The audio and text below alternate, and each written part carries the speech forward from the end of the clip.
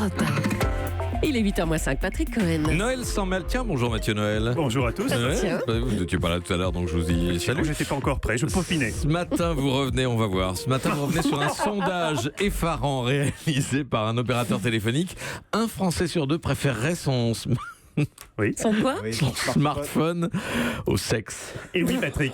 Oui, nous sommes 5 autour de cette table. Faites vos jeux. Ouais, j'ai une idée derrière la tête. Non, c'est vrai qu'Axel de Tarlet passe beaucoup de temps sur son téléphone, mais on n'est pas là pour pointer du doigt qui que ce soit. Oui, selon ce sondage, 41% des Français préféraient renoncer au sexe plutôt que d'être privés de son portable.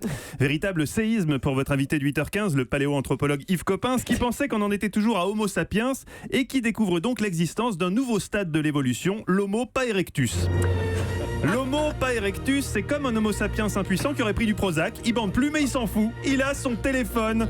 Et on le comprend, que vaut l'étreinte d'un amant quand on peut passer la barre des 20 000 bonbons à Candy Crush. On n'y peut rien. C'est l'époque qui veut ça. Lorsqu'à la nuit tombée, et alors qu'elle a disposé des bougies autour de la couche conjugale et mis un vinyle de Marvin Gaye en lui faisant signe de la rejoindre en murmurant lascive, vite Axelou, j'ai envie de toi tout de suite, là maintenant il y aura peut-être même une surprise au Nutella. Axel commence à déboutonner son pyjama en pilou les échos, offert avec un abonnement. Il se rapproche de son épouse qui frémit. Oh. Avec la voix de Julie, oui c'est un jeu érotique entre eux.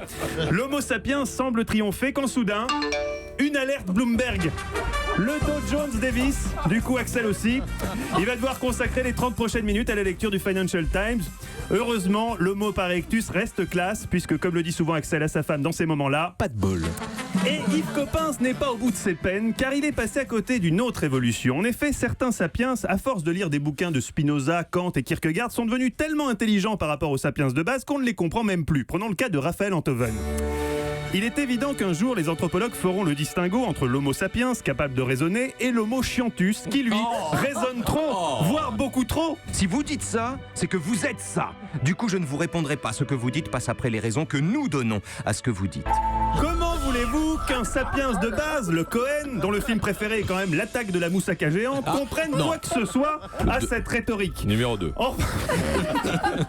Derrière, on se calme et on boit frais à Saint-Tropez. Enfin, on imagine également la détresse de l'Homo scientus, obligé, comme sapiens avec Néandertal, de cohabiter avec un être primitif incapable de se hisser à son niveau d'abstraction, ce qui aboutit en cas de rencontre à d'embarrassants dialogues de sourds, l'un tentant une métaphore, l'autre ne pensant qu'à bouffer. Attribuer des qualités humaines à la nature, c'est comme parler à un poulpe. Oui, il vaut mieux le manger. Bref, courage Coppens, je vous laisse.